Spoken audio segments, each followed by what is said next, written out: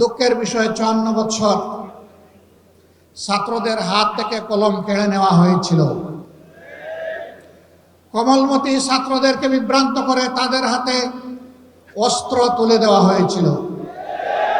শিক্ষা প্রতিষ্ঠানগুলো মিনি ক্যান্টনমেন্টে পরিণত হয়েছিল।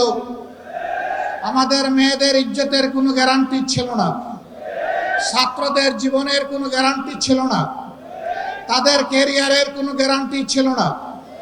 তাদেরকে এই সমস্ত শিক্ষা প্রতিষ্ঠানে পাঠিয়ে মা বাবা সবসময় উদ্বেগ উৎকণ্ঠায় থাকতেন। সেই কালো অধ্যায় আজকে বিদায় নিতে শুরু করেছে, কিন্তু কালো ছায়া এখনো জাতির উপর থেকে যায়নি।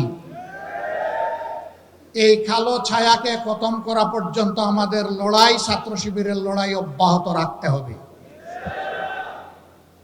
আর যাতে শিক্ষা প্রতিষ্ঠানে কলমের বদলে অস্ত্র হাতে না উঠে, মাদকের বোতল হাতে না উঠে, মেয়েদের নিয়ে কোনো ধরনের বাড়াবাড়ি করা না হয়, আমাদের মায়েরা মেয়েরা শান্তি এবং নিরাপত্তার সাথে তারা যাতে লেখাপড়া করতে পারে, প্রতিটি ছাত্র যাতে তার মেধা বিকাশের জন্য উৎসাহ নিয়ে ঝাঁপিয়ে পড়তে পারে, সেই পরিবেশ সৃষ্টি করার প্রধান দায়িত্ব আজকে ইসলামী ছাত্র শিবিরের উপর অর্পিত হয়েছে।